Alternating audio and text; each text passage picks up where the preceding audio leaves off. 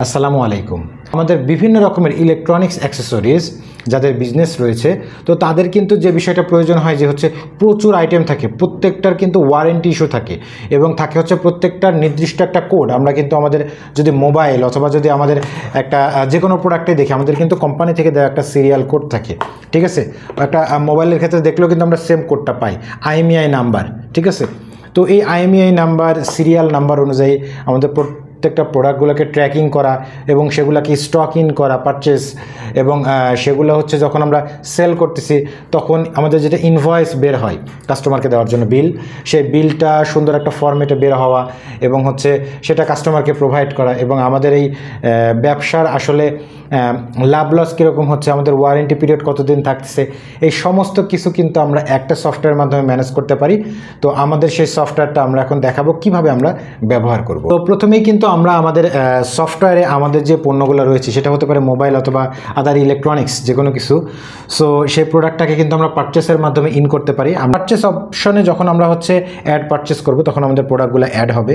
তো আমরা কোন সাপ্লায়ারের কাছ থেকে কিনতেছি আমরা সেটা প্রথমে ডিফাইন করব। এখন আমি দেখা যাচ্ছে কিনবো হচ্ছে একটা মোবাইল, তো আমাদের মোবাইল ইন করা হচ্ছে। এখন এই মোবাইলের নামটা লিখব।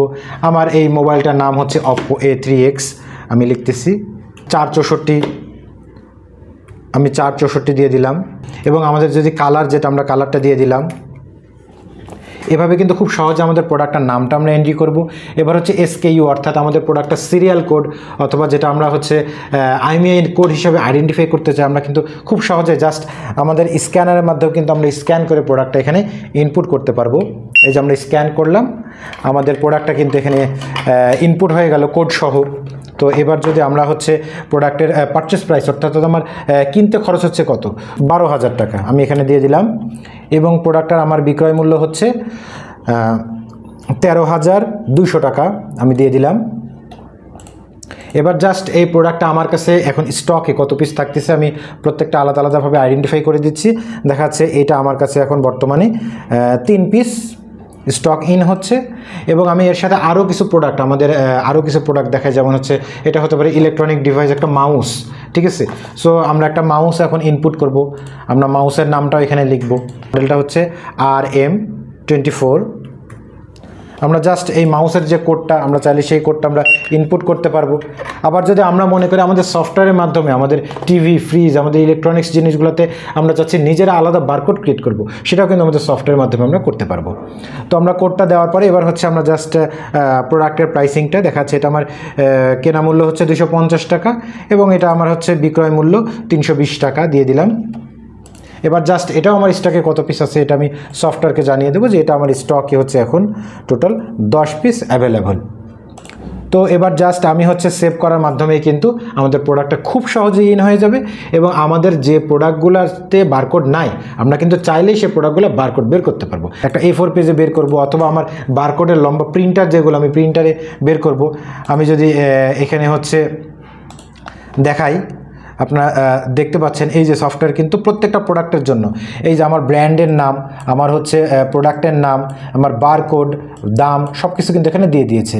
তারপরে এই যে আমি একটা মাউস এখানে তুলেছি, প্রত্যেকটার কিন্তু ইন্ডিভিজুয়াল আলাদা আলাদা বারকোড তৈরি হয়েছে, যেটা আমি জাস্ট প্রিন্টারে প্রিন্ট করার মাধ্যমে বের করতে পারবো। এবার হচ্ছে প্রোডাক্ট সেলস।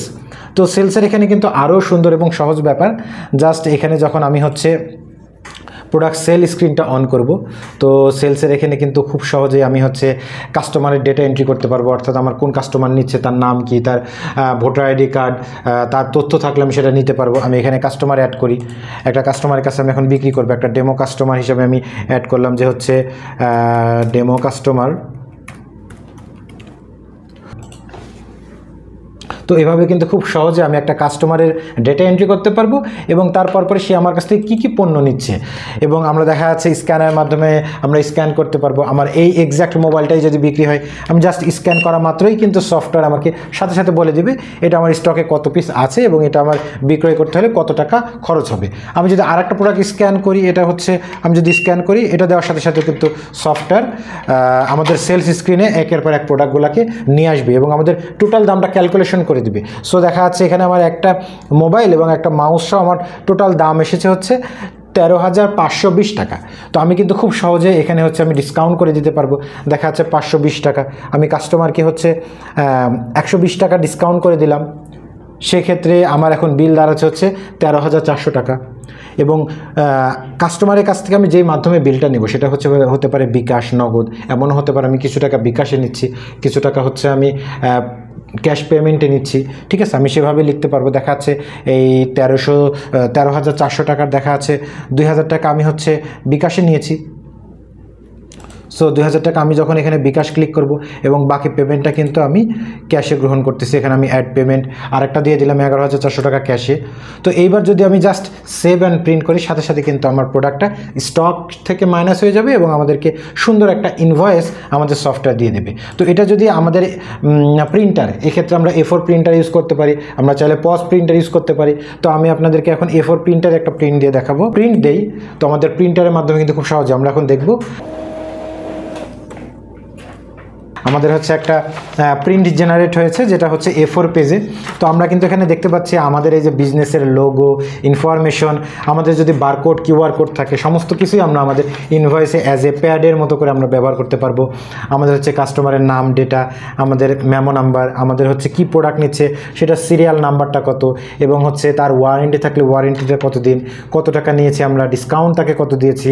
এই যে দেখা যাচ্ছে আমরা বিকাশে নিয়েছি 2,000 টাকা আর বাকি ক্যাশে নিয়েছি 11,400 টাকা, এবং টোটাল মেমোটা যে পেইড এবং 13,400, এখানে কিন্তু আমরা সুন্দরভাবে কথাও জিনিসটা দেখতে পাচ্ছি এবং আমাদের সই করার জায়গা, অর্থাৎ একটা টোটাল ইনভয়েসে যা থাকে, হ্যাঁ, সেটা কিন্তু আমরা এখানে খুব সুন্দরভাবে দেখতে পারতেছি। তো এভাবে করেই কিন্তু আমাদের ইলেকট্রনিক্স আইটেম বিজনেস, এই ক্ষেত্রে আমাদের দেখা যায় যে প্রোডাক্টগুলো প্রতিনিয়ত বিক্রি হচ্ছে, সেটার হিসাব নিকাশ, সেটা বিক্রি করা, মেমো করা, সব কিছু কিন্তু আমাদের একটা সফটওয়্যারের মাধ্যমে হচ্ছে। এবং আমরা যদি পাশাপাশি আমাদের মোবাইলে SMS সিস্টেম আমরা যদি ব্যবহার করি, তাহলে কিন্তু আমাদের যখন একটা মোবাইল, একটা হচ্ছে আমাদের ফ্রিজ, টিভি যখন বিক্রি হবে, তখন কিন্তু সাথে সাথে আমাদের কাস্টমার এবং আমাদের বিজনেসের যিনি মালিক পক্ষ, তার কাছে কিন্তু একটা মোবাইল নোটিফিকেশন পৌঁছাবে, SMS, যেখানে কিন্তু দেখতে পারবে আমার একজন গ্রাহক কী প্রোডাক্ট কিনলো এবং হচ্ছে তার বিল কত হলো।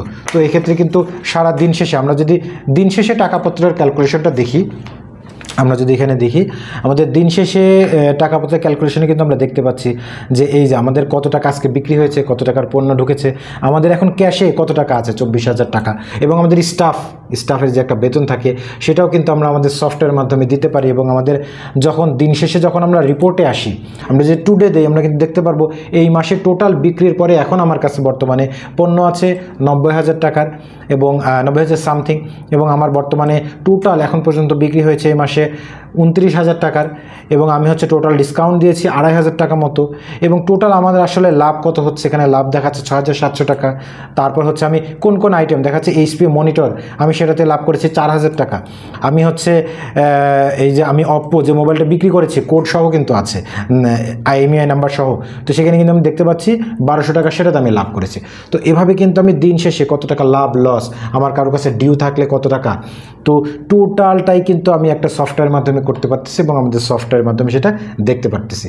তো আশা করি বুঝতে পেরেছেন, এবং আশা করতেছি আমাদের সফটওয়্যার ব্যবহারের মাধ্যমে খুব সহজে আপনার বিজনেসকে আরও সহজ করে তুলতে পারবেন। ধন্যবাদ।